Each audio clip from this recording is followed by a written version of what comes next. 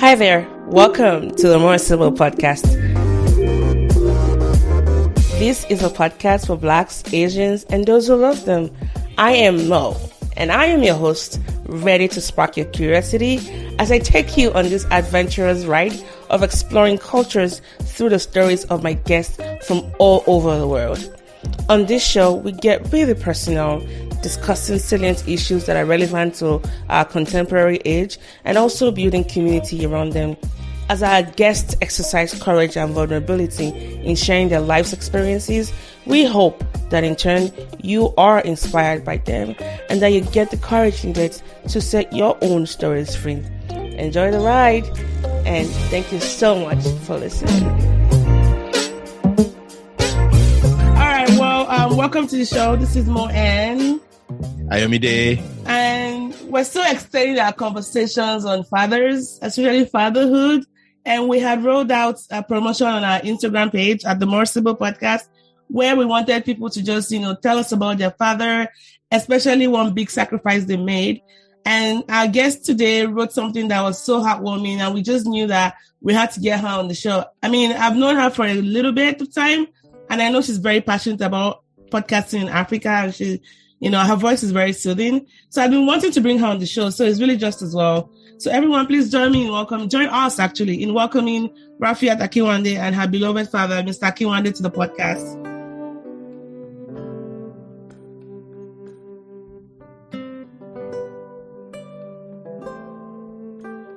Thank you for having us. Thank you very much. We're happy. Yes. Thank you for coming. So, I thank you again, from me as well. Everyone doesn't know this, but we had a little bit of a hiccup, and Rafiat has already been so amazing in helping us make this work. Massive thanks for that as well. So we'll start with you, Rafiat. And so you talked about your dad and the sacrifice he made. So do you want to start by just telling us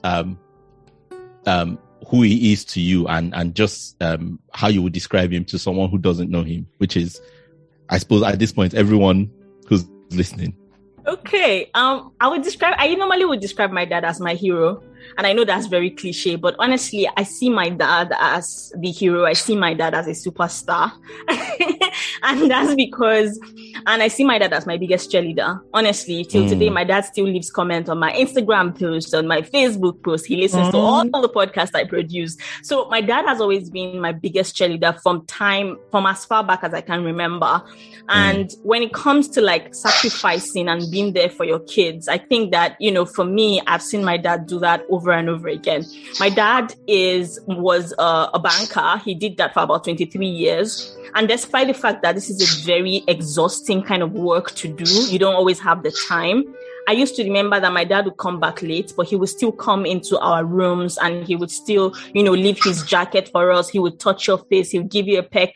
Just so that even when we woke up in the morning and we didn't see him, we knew that daddy came home, and for me, that was a sign of somebody that wanted to make sure that you were in his life. And I know that my dad, since I could ever remember, my dad would always refer to me as a tigress. I never understood that there was something that a girl could do or a guy could do until I left my house. Because my dad never ever made me feel that way. I always felt like I could do absolutely anything because, my dad said I could. So until I left the house, before I realized, some people are told that they can't do this because they are girls, and some people are told they can't do this. I never got that from my dad. I grew up understanding that I could be just as confident as I wanted to be. I could be outspoken as I wanted to be because, as a young child, I was very inquisitive. I was also a talkative, and my dad never really reprimanded me for that. He used to really encourage me to talk, even on the part of, becoming a podcaster or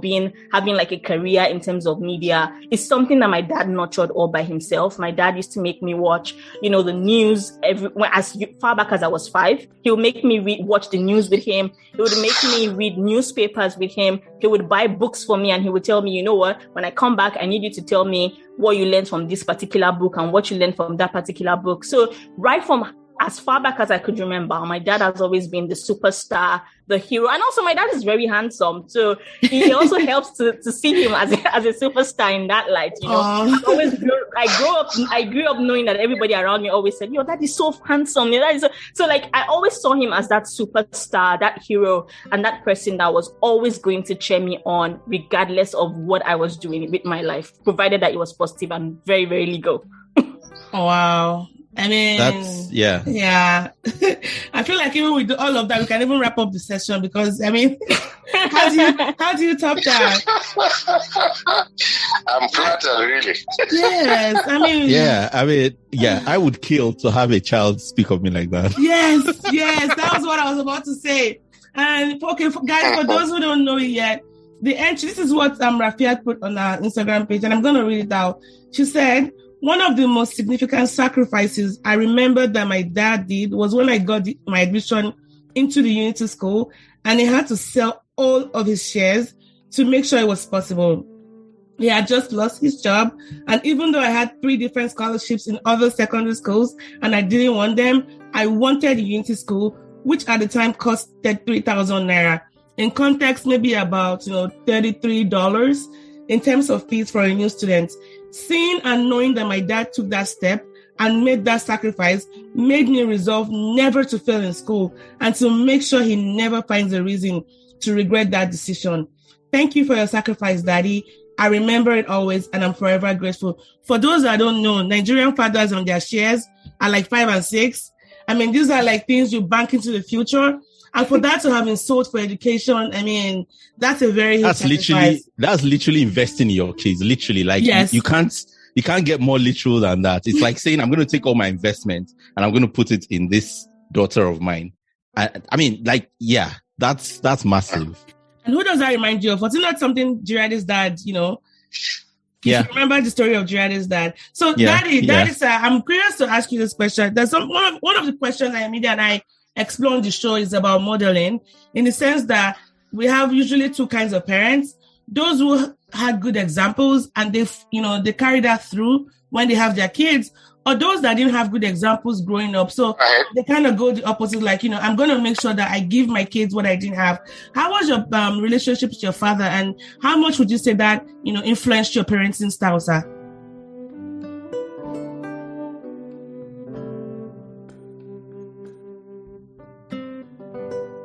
Okay. Right from the beginning, I am still a model and hero, and my dad was my hero. My dad is somebody who you can describe as somebody who is never tired. He's not a lazy man, and always find work for you to do, no matter how tight the schedule. My daddy was somebody who wants you to work around the clock. No matter what you are doing, even if you are reading, there's a type of job he's going to give you that you are reading at the same time you are working. One thing I learned from my daddy is keeping your kids close to you if you want them to be something in life. And keeping your kids close to you means watching them how they grow, watching their interest, and not killing their interest in anything that is positive. I had taken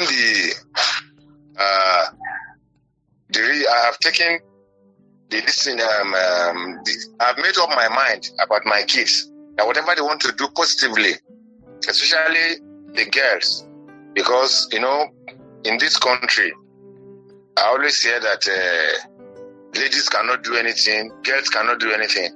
But I wanted my own kids to be different. I wanted my own daughter to be able to do anything a boy can do. So I never discriminated against any of them. I always encourage the girls to do exactly what the boys can do.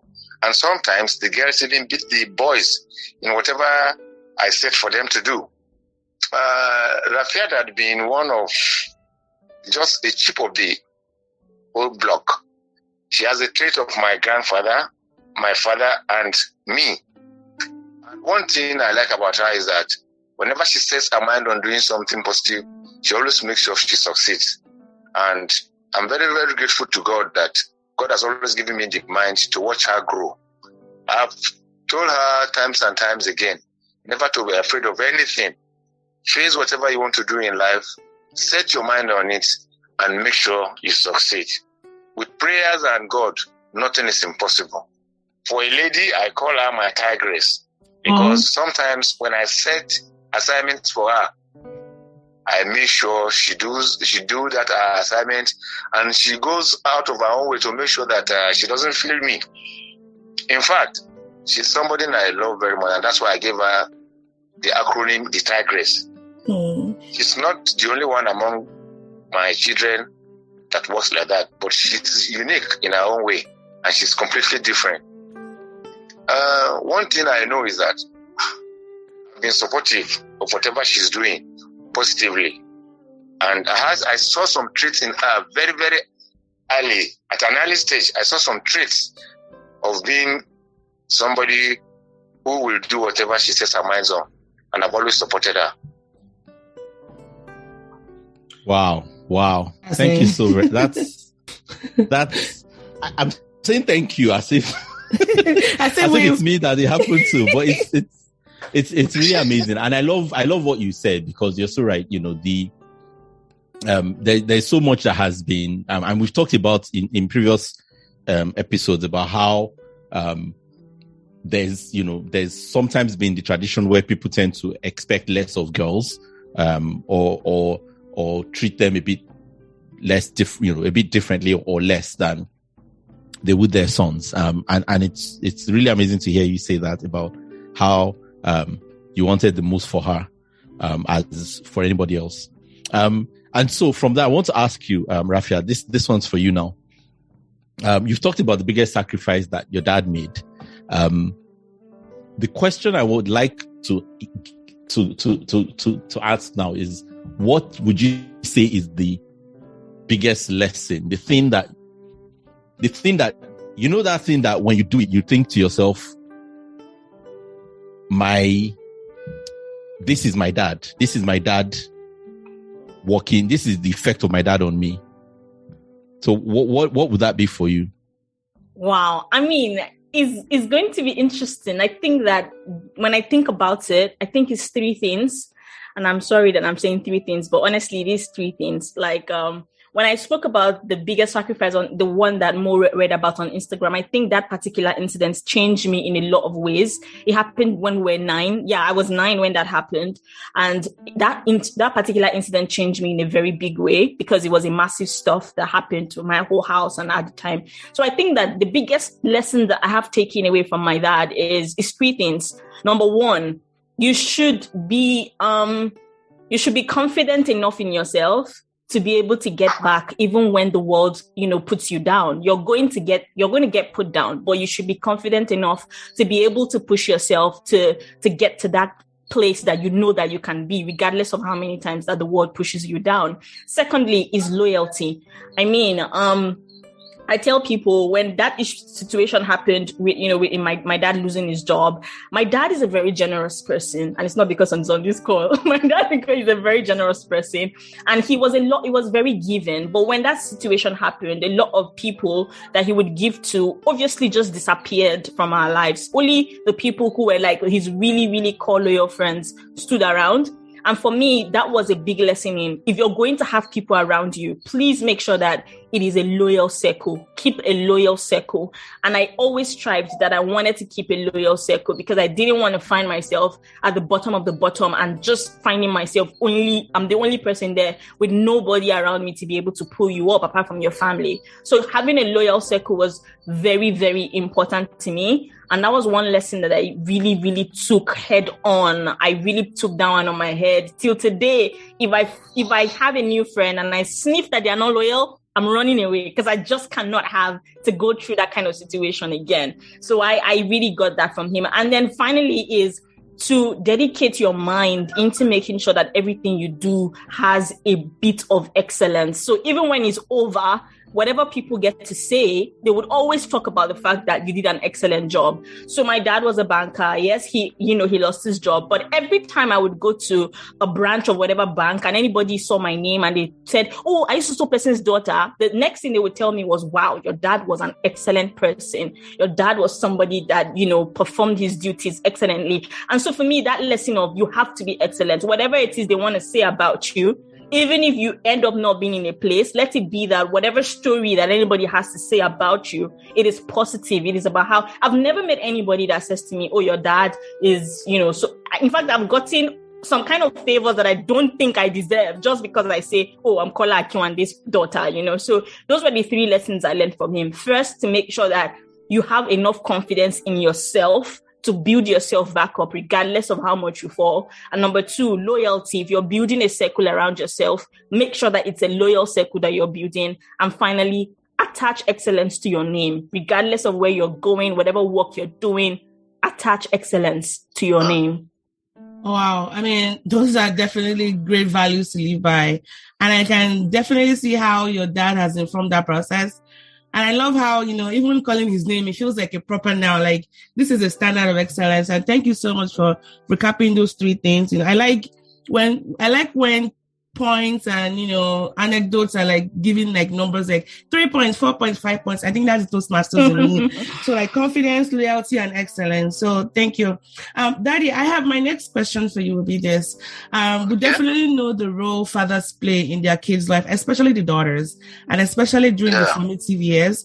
We know that, for example, self-confidence, the ability to take on the world, being just bold and, feeling like your confidence level, you actually get it from your father. But some kids grow up not having that, especially daughters. So my question is actually 2-sided.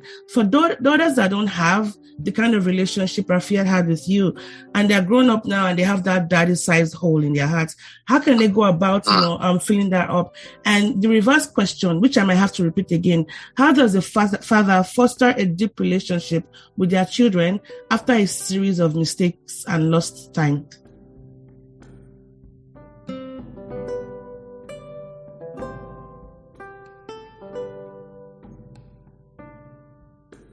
Okay, let me start with the last question first. You see, a father will foster a good relationship with the children right from the onset. One thing is that I have a superior officer when I was in the bank. He used to tell me 3 things.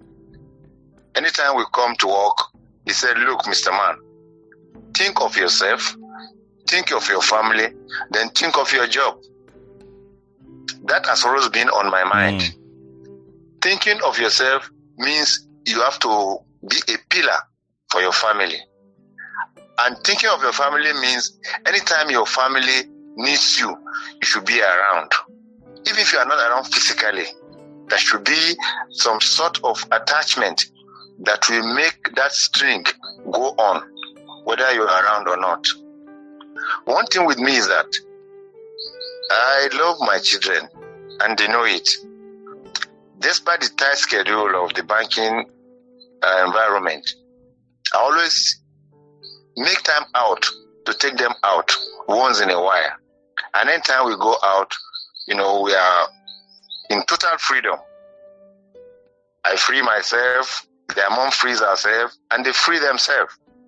I allow everybody to express himself the way he is. No holds barred. And one other thing is that the close affinity between a father and the children must not be faked. It must be genuine and original. They must have that confidence in you, whether things are going well or not.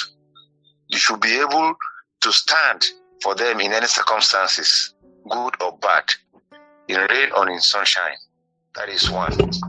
Then the other question you asked me is about... Yes, sir. Mm-hmm. What did you say? Can you please about repeat daughters it again? that don't have that experience and they've grown up now and they have that daddy-sized hole in their heart? How can they go about filling it up? Because we know these things are very important. You see, they already have everything, because confidence is the most important thing. And even if you don't have a feather around, the confidence in you is enough to take you to wherever you want to go. Because if you don't have the confidence and you don't have that focus, I don't think that particular person can go anywhere. So it all depends on the focus and the confidence in that particular person. You see, it is not when you fall and you can't get up, but it is the confidence in trying to get up after every fall. It is that confidence to show that, yes, I don't have anybody.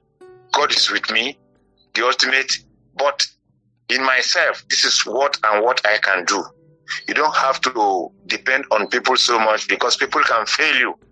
One particular thing I used to tell my daughters is to believe in themselves. Once you believe in yourself, first, believe that Almighty can help you to do things. Because if you put your confidence in people, they might fail you anytime and you may not be able to get up again. Thank you, sir. And I liked what you said about how they already have everything. Confidence can begin. They already have everything. And thank you so much for that reminder. I think it was a very excellent response. Thank you, sir. I wanted to ask Rafiat something. Okay. So I'd like you to take us through back on memory lane. And actually, I'd like to ask this question of your father as well. What are your... So basically, I'm asking both of you, what are your favorite memories? For you, Rafiat, what are your favorite memories of you and your dad when you were growing up? And I'd also like to ask your dad what his favorite memories were, if they are different from yours. But let's start with you. Okay, sure. I think I have spoken about this story a lot because for me, it was a really ultimate test of, not like a test, but an ultimate stamp of knowing that my father really loved me. So growing up, my dad used to make us do like, I don't know how to put it, but he used to encourage us to say, you know what? If you make first position, second position, I'm going to buy you this, I'm going to buy you that. And I had done a crossover from primary 2 to primary 4. I was really smart at that time. I'm still smart, but maybe not that smart. I mean, I had done a double promotion from primary 2 to primary 4. To be fair, my mom didn't want me to do it, but my dad was like, you know what? Yeah, I think you should go ahead and do it. So I did the crossover.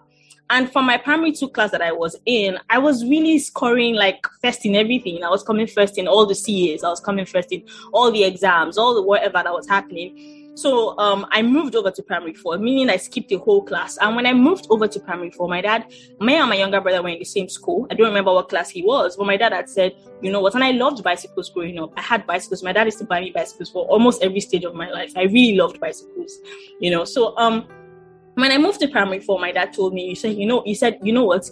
If you come first 1 to 3 in this particular class, this new class, I'm going to get you and your brother a bicycle. And I was really excited, looking forward to it. I remember my elder brother was the one that, you know, followed us to school and collected our results. When they collected our results, I found out that I didn't come first position. I didn't even come second. I didn't even come third. I came 5th. And my younger brother actually came first in his class. And I was like, oh my God. There is no bicycle for me. Only my brother would get the bicycle. And I remember the day that my dad was going to go and get the bicycle in Sabongeri Market in Kano. He was, you know, we all dressed up. My younger brother dressed up and everything. And my dad looked at me and he said, are you not going to dress up?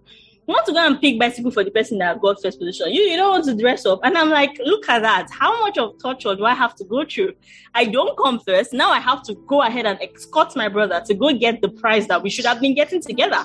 But I'm like, okay, cool. No, I'll dress up. So I dressed up and I went with my dad and we went there. And when we got there, they, you know, asked my younger brother to pick his bicycle. My younger brother picked his own bicycle. And when he was done picking his bicycle and everything, and it was time for my dad to pay, he looks at me and he says, are you not going to pick one? And I'm like, what? But I didn't come first. And he was like, you skipped a whole class. And from skipping a whole class, you were the top 5 in that class that you skipped. You are my daughter, you are smart, and you're going to get a bicycle for your effort. And for me, I couldn't be more excited. It was such a beautiful moment that I'm just like, oh my, I didn't expect my dad to buy me a bicycle.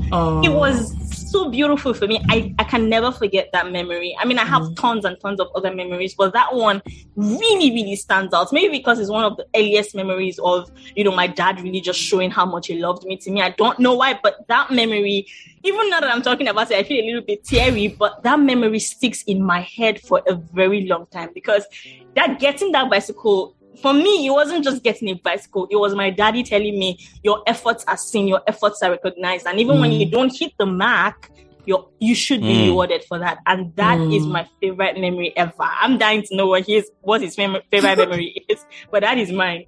I'd love to know his, but I just want to say, I feel like I'm going to need tissue. Yeah, you're going to need. I already used all of mine. So Dad, what's your favorite memory? My favorite memory. That's serious.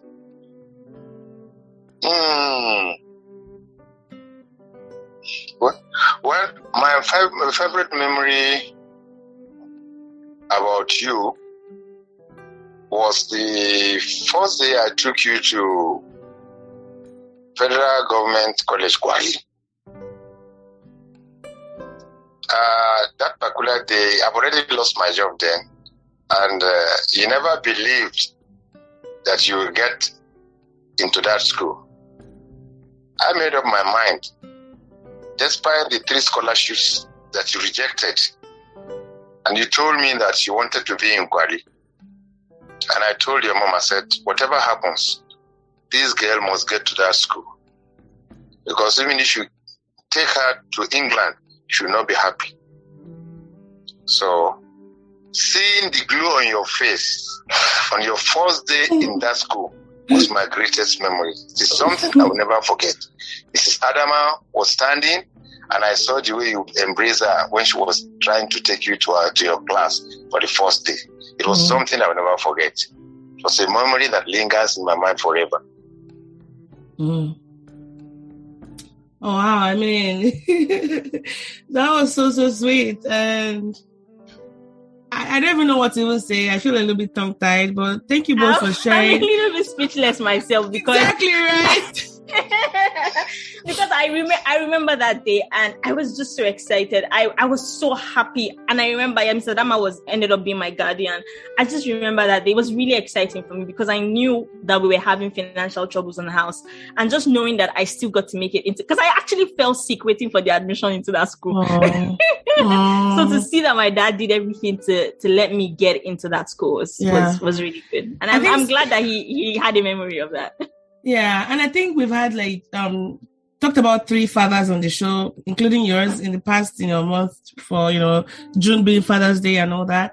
And I think the commonality of the stories is just the focus on education and sacrifice. Like Girade's dad, which was an episode we had, 2 weeks ago, talking about how he put everything into education, my dad as well, and then your dad as well. And I think the lesson here is, for even parents that might be listening to this, is invest in your kids' education and always consider their preference because it goes a long way. So thanks for reminding us of that.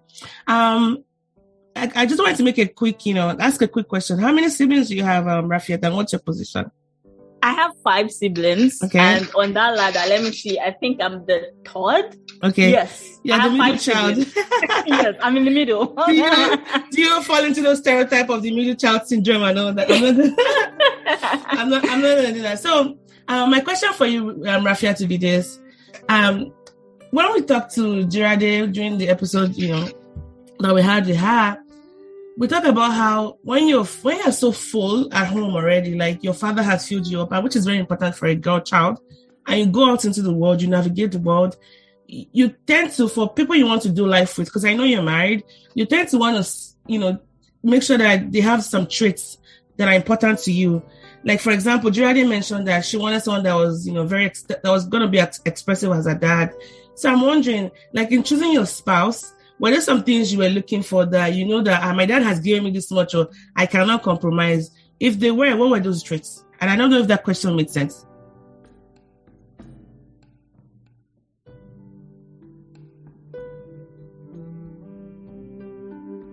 It absolutely makes sense. And it's so interesting that it's over like years after we got married, and I'm beginning to see a couple of similarities between the man that I married and my dad. Yeah, but one thing that was important for me, you know, when I was looking for a spouse was it was important that you saw me as an individual. I didn't want you to see me as an extension of yourself or that you were saving me, because guess what? I already had a superstar that saved me. So you can't be coming where I needed somebody that saw me as an individual, that saw me as Rafiat and loved what Rafiat was about. And so I when I was looking out for a spouse, that was important to me. And number two, I wanted somebody that didn't see the way that I was outspoken as a problem. Right? Because like I said, I was a very talkative child and my dad really encouraged me, like, talk as much as you want.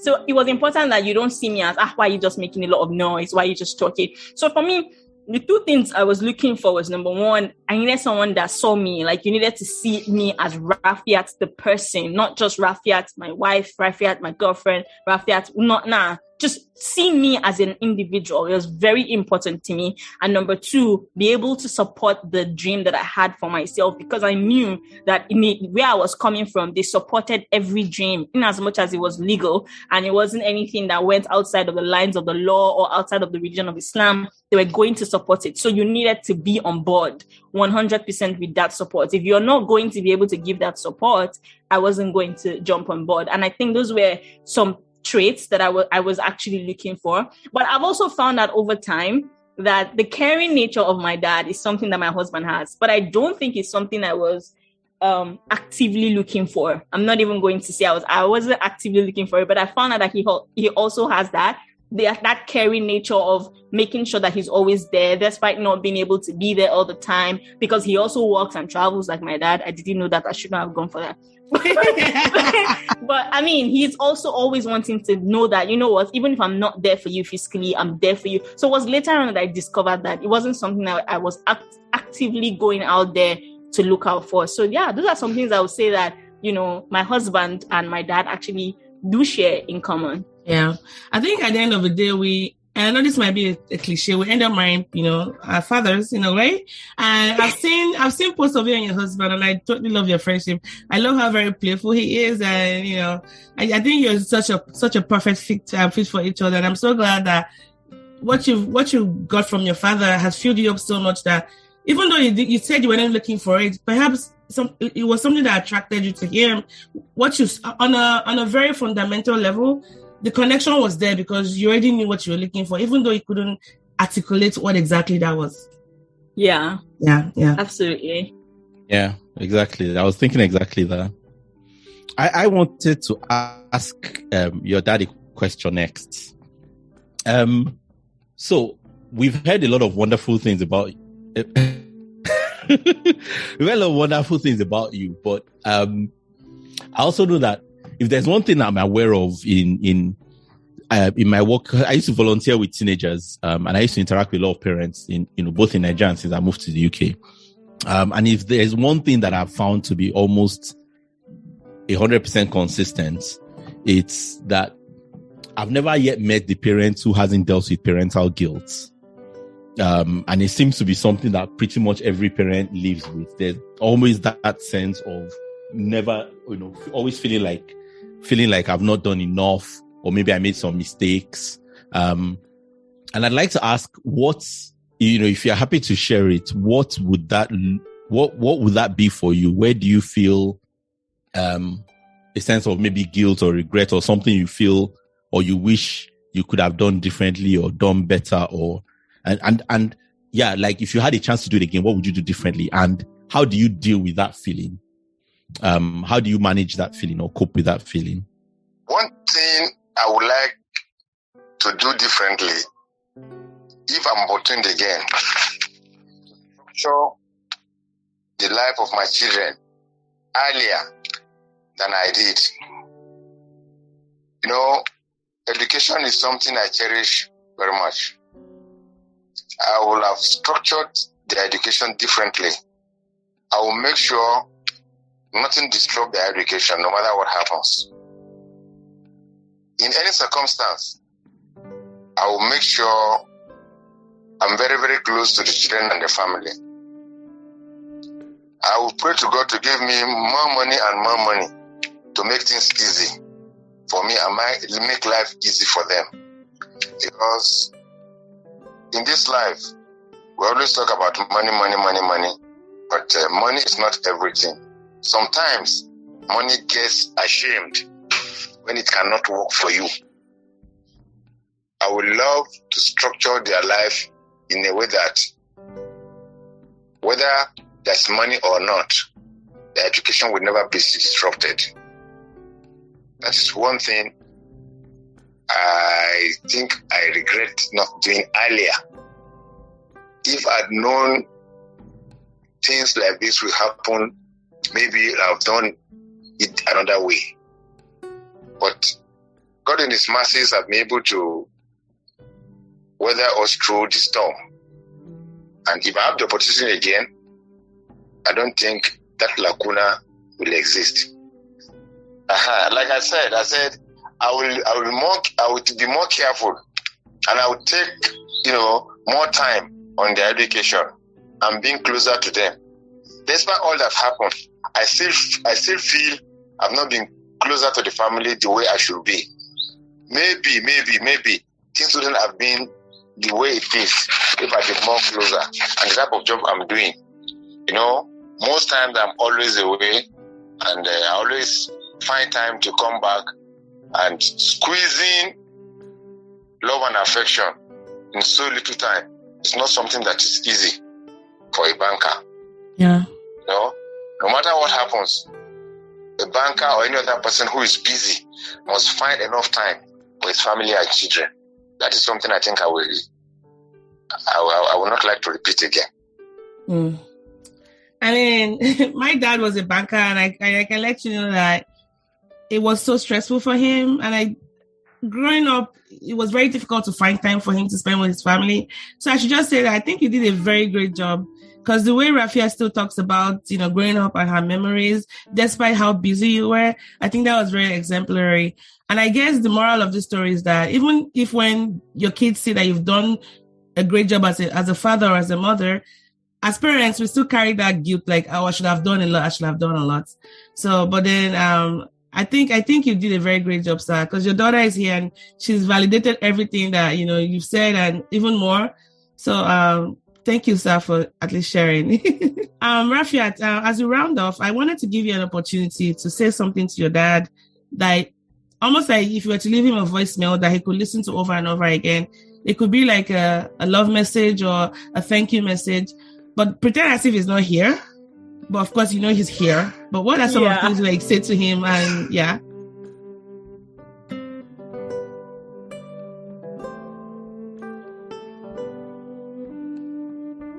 Wow. I would like to say to my dad, Kola Akiwande, I like to call his name. I want you to know that your name gives me a lot of strength. It's one of the reasons why I didn't change my name even when I got married, because I couldn't connect with any other name apart from being called Rafiat Akiwande. So I want you to know that your name has given me strength. The level of your intentionality in wanting to be a better father is something that I recognize, and I know that all of my other siblings also recognize. And sometimes you can be a handful, but your love is always, always there. And that's the beauty of you being a father. You're not perfect, but we don't only associate you with just being the just being the person who comes along with discipline. You're also that person who extends love. You're also that person who we always can run to. I remember I wanted to audition for something one time, and I was so worried I was not going to get it. And I called my dad and I said, Daddy, I'm not sure I'm going to be able to get this audition. And I remember what my dad said to me. He said, you are my daughter. You have the capability. And if you don't get it, it's because they are blind. And that's the confidence that you inspire in me. So I want to say thank you for that. Thank you for that strength. Thank you for your intentionality. Thank you for your love.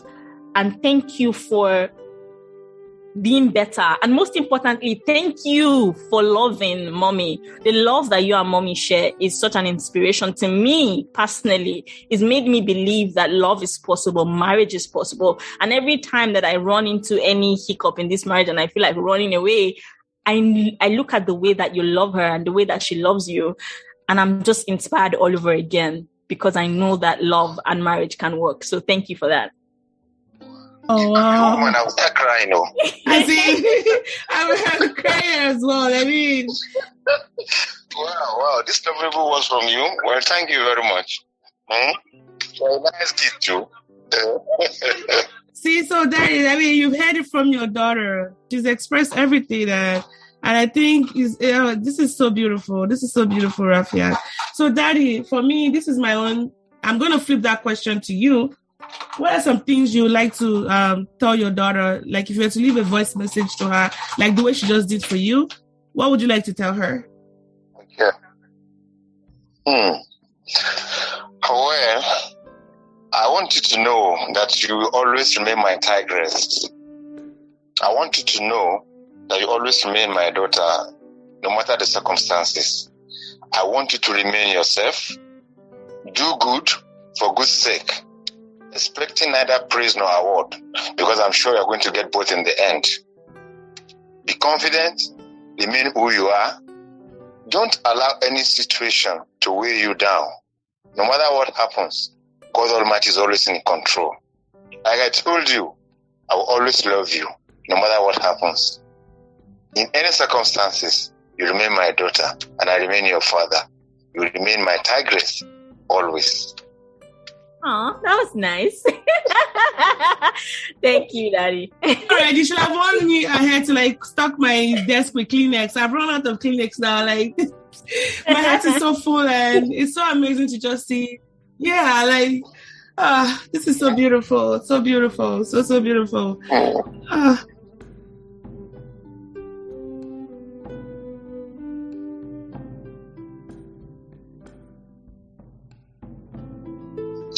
very grateful for this interview, and I'm very, very happy for the two of you for bringing this interview on. May God Almighty be with you all. May God Almighty hearken to our silent supplications. Amen. And may you succeed in whatever you are doing. Amen. I wish you the best of luck now and forever. Have a pleasant day, my guys. Thank you. How are they, your guys? You just met them. Oh, no. Wait. I accept it. It's an honor to be called one of the guys. I can Mr. Kolaki and his love. I like the flow. I like the way I like the flow. Everything is just going really well. Rafiat, now let us enjoy the privilege a little bit now, please. Okay. Cut small soap for us, This is calls for jollof rice, so because they're not around. Yeah. Before it goes, okay, in our culture, we believe that wisdom is with older people. So as we wrap up, are there some words of wisdom that we can hold on to benefit our everyday lives? Okay. You see, times and tide waits for no one. And a good name is also better than gold and silver. Whatever you do it well. God will always be with you. Those are really, really rich words. And thank you so much. One of the things we planned doing on the show was to set you both of you on a date.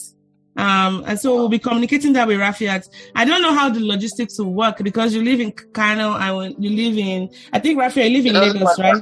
I can take a casual leave because of that too. Okay. Rafiat, let us know. You know what? Can you email me your phone number so I can chat with you on WhatsApp so we can set that up? I just want to make sure that we do something that is convenient for both of you. But I'll be sending you both on a date to have your father and daughter date and have a relaxing evening. And if you don't mind sending us pictures afterwards so we can share and be transparent with our followers that we followed through with our promise to send a daddy and I don't know when I'll be going over to Kano, but I know he does have another daughter that looks exactly like me. They could go on that date and they could take all the pictures and everything. And I don't mind that. It has to be you. And whenever you get it done, it's fine. We're not in a hurry, okay? We'll just have to set it up. But send me your number and we can communicate on WhatsApp if that's okay. If you want me to do it through Instagram as well, I'll do that. Don't worry. Casual leave to Lagos, that'll be fine because I'm actually alone, so that would be good. No problem. No problem. I will take casual leave because of that. Yeah. For you. Okay, Daddy. Thank you so much, sir. We really appreciate your time on the show today. Thank you for this. You guys too. I'm very, very appreciative. And God bless you, sir. And Rafiat, it's been a pleasure talking with you. I can definitely see where your confidence comes from. I mean, anyone that follows you on Instagram, they can always see how free and open and fun-loving and confident you are. I can talking to your dad now, I can definitely see that source of that. And thank you so much for joining us and sharing all of your dad with us today. Thank you so much, Mo, for having me. Thank you, Ion Media. I'm also very grateful. Sorry for the technical hitches. I hope this doesn't give you editing wahala. No, we're good. We appreciate your help. All right, everyone. Don't forget to catch this episode and other episodes from the More Simple podcast. On behalf of everyone on the show, I want to say goodbye. So bye, everybody. Bye. All right, bye.